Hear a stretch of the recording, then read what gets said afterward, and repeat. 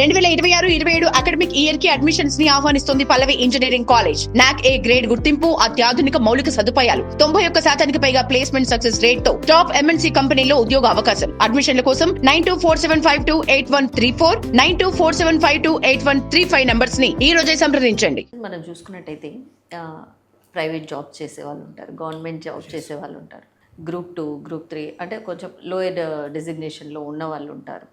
ఒక ఐఏఎస్ అనేది ఒక డ్రీమ్తో ఉన్న వాళ్ళు ఉంటారు. వాళ్ళ ఇంటి పరిస్థితులు కావచ్చు, లేదా ఇంకా ఇతర ఏ అయిన పరిస్థితుల వల్ల వాళ్ళ యొక్క స్టడీ బ్రేక్ అయ్యి వాళ్ళ యొక్క ప్రొఫెషన్ని మార్చుకొని ఉండొచ్చు.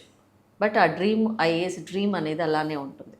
సో వాళ్ళు ఫుల్ఫిల్ చేసుకోవడానికి వాళ్ళు ఏదో కోచింగ్ తీసుకోకపోయినా బుక్స్ చదువుతూ ఉంటారు. వాళ్ళ యొక్క స్టడీ కంటిన్యూ చేయాలి అనే ఆలోచనతోనే ఉంటుంటారు సార్. వాళ్ళు ఎలాంటి ప్రిపరేషన్ తీసుకోవాల్సి ఉంటుంది సార్?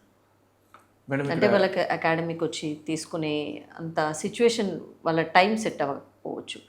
బట్ పర్టికులర్ టైంలో ఖచ్చితంగా వీళ్ళు కోచింగ్ తీసుకోవాలి, తీసుకుంటేనే వీరు అచీవ్ చేయగలరు వాళ్ళ గోల్ అనేదానికి మీరు ఏం చెప్తారు sir? Private institutions or software ఇట్లాంటి కార్పొరేట్ సెక్టార్లో అట్లాగే గవర్నమెంట్ జాబ్స్ చేస్తున్న వాళ్ళు చాలామంది ప్రిపేర్ అవుతూ ఉంటారు. వాళ్ళు ఒకవేళ ఇన్ కేస్ కోచింగ్ అటెండ్ అవ్వలేని పరిస్థితి ఉన్నప్పుడు జనరల్గా టైం పర్మిట్ చేయదు కాబట్టి పర్సనల్ గైడెన్స్ ద్వారా కూడా వాళ్ళు ప్రిపేర్ అవుతూ ఉంటారు.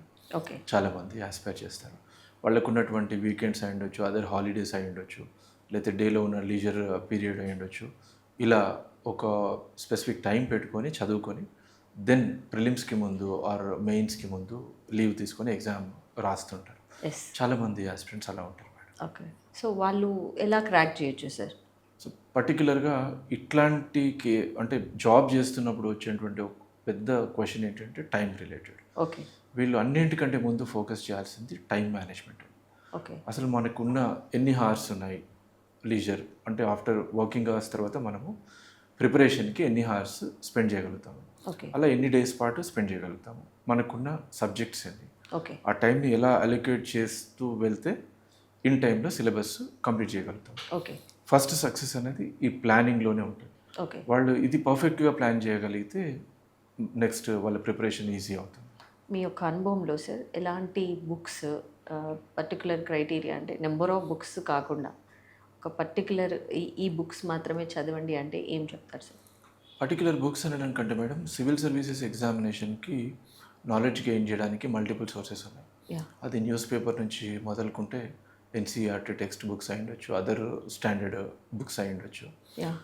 ఇక్కడ ఈ పర్టికులర్ బుక్ అనడం కంటే ఒక స్టాండర్డ్ బుక్ చూస్ చేసుకొని 1 or 2 బుక్స్ చూస్ చేసుకొని దానికి కన్ఫైన్ అయ్యి మీరు పర్టికులర్గా ఇది అని ఏమన్నా చెప్తారా sir? There is a big list అనమాట. ఓకే, చాలా పెద్ద లిస్ట్ ఉంటుంది. ఓకే, సో అలా కాకుండా వాళ్ళు ఈ పర్టికులర్ సబ్జెక్ట్ ఇది దీని రిలేటెడ్ ఎలా అప్రోచ్ అవ్వాలి, అలాంటిది ఏమైనా అంటే వ్యూయర్స్ కామెంట్స్లో పోస్ట్ చేసినప్పటికీ కూడా నెక్స్ట్ వీడియోలో మనం వీ కెన్ అడ్రస్ అనమాట. Yeah sure. చదువు బ్రేక్ ఇచ్చిన వాళ్ళు సార్ మళ్ళీ అగైన్ వాళ్ళ యొక్క స్టడీని కంటిన్యూ చేయాలి అని అనుకున్నప్పుడు వాళ్ళు ఎక్కడి నుంచి మొదలు పెట్టాలంటారు? మేడం ఇక్కడ మీరు అంటే కొన్ని సందర్భాల్లో స్టూడెంట్ మంచి మెరిటోరియస్ స్టూడెంట్స్ ఉంటారు. రకరకాల కారణాల వల్ల కొంచెం gap or break, like marriage అయి ఉండొచ్చు, లేకపోతే కొన్ని రోజులు జాబ్ చేయడం అయి ఉండొచ్చు, ఇట్లా వస్తూ ఉంటుంది. వాళ్ళు ప్రిపరేషన్ మళ్ళీ స్టార్ట్ చేయాలి అనుకున్నప్పుడు ఆల్రెడీ ఒకసారి క్లాసెస్ అవి విన్నారు, అప్పుడు వాళ్ళకి పర్సనల్ గైడెన్స్ సరిపోతుంది, మాక్ టెస్ట్ అట్లాంటివి సరిపోతాయి. ఓకే, లేకపోతే కొంతమంది ఓన్గా ప్రిపేర్ అయ్యే వాళ్ళు కూడా ఉంటారు. ఓకే, సో బ్రేక్ ఇచ్చిన తర్వాత కూడా మళ్ళీ ప్రిపేర్ అవ్వాలనుకుంటున్నారు అంటే వాళ్ళు ఒక గోల్ ఓరియంటెడ్ పర్సన్స్ అని అర్థం. సో అలాంటి వాళ్ళు ఖచ్చితంగా సక్సెస్ అవ్వగలుగుతారు. వాళ్ళ మెచ్యూరిటీ లెవెల్స్ ఇంకా ఎక్కువగా ఉంటాయి. సార్ పర్టికులర్గా ఆస్పిరెంట్స్ ఎన్ని అవర్స్ చదవాల్సి ఉంటుంది? ఇది ఒక మిలియనియర్ క్వశ్చన్. ఎంతవరకు హార్డ్ వర్క్ చేయాల్సి ఉంటుంది? చాలా సందర్భాల్లో ఎన్ని హార్స్ అని అడుగుతారు madam. It depends on the candidates learning ability, grasping power. కొంతమందికి ఫర్ ఎగ్జాంపుల్ ఇప్పుడు నేను 4 గంటలు చదివినటువంటి టాపిక్ మీకు 2 hours పట్టచ్చు. మీరు 4 hours చదివిన టాపిక్ నాకు 1.5 hour పట్టచ్చు. It is based on the candidate's ability, learning ability completely.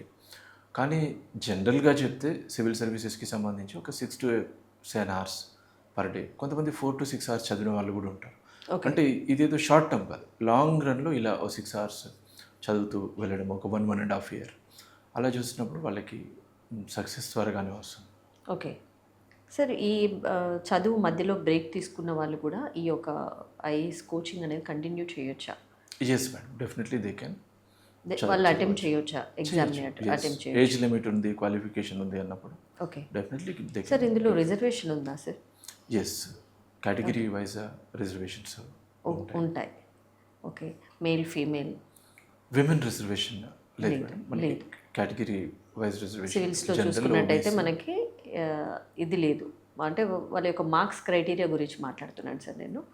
That's what I'm saying madam. Yeah. ఇప్పుడు ఈ సిస్టంలో మనకి say for example group 1 group 2 ఇవి ఉన్నాయి, కేటగిరీ వైజ్ రిజర్వేషన్ ఉంటుంది, విమెన్ ఉంటుంది. దెన్ సివిల్స్లో విమెన్ రిజర్వేషన్ ఉండదు, కేటగిరీ వైజ్ రిజర్వేషన్ ఉంటుంది. ఓకే సార్, ఇప్పుడు కొత్తగా ఎవరైనా జాయిన్ అయ్యే వాళ్ళకి మీరు ఇచ్చే సలహాలు? డెడికేటెడ్గా ఒక 1.5 year మినిమం ప్రిపరేషన్ చేయగలుగుతాము అనుకున్నాం. 1.5 ఇయర్ అప్పుడు ఖచ్చితంగా వాళ్ళు సక్సెస్ అయ్యే అవకాశాలు ఎక్కువగా ఉంటాయి. సెలెక్టివ్ రీడింగ్ ఉండాలి, కన్సిస్టెన్సీ ఉండాలి, ఓకే కొంచెం ఎఫర్ట్ పెట్టగలగాలి. సో యూనివర్సిటీ ఎగ్జామ్ లాగే దీన్ని ఆర్ ఎనీ అదర్ ఎగ్జామ్ లాగే ట్రీట్ చేసి పాస్ అయిన వాళ్ళు కూడా ఉన్నారు, provided with their dedication and passion. Yeah, thank you sir, thanks for your valuable information. చూసారు కదా, signature IAS academy director RS Reddy గారు యొక్క అంతరంగం రాబోయే ఐఏఎస్ ఎగ్జామ్స్ గురించి, అలాగే ఎగ్జామ్స్కి బ్రేక్ ఇచ్చి ప్రిపేర్ అయ్యే వారికి ఇట్లాంటి ఎన్నో విషయాల గురించి మనం డిస్కస్ చేసుకున్నాము. రాబోయే ఎపిసోడ్లో అసలు ఎలాంటి సబ్జెక్ట్స్ తీసుకోవాలి, ఎలా మాక్ టెస్ట్లో అటెంప్ట్ చేయాలి, ఇట్లాంటి ఎన్నో విషయాల గురించి వారి మాటల్లో అడిగి తెలుసుకుందాం. Thank you sir. నమస్తే మేడం.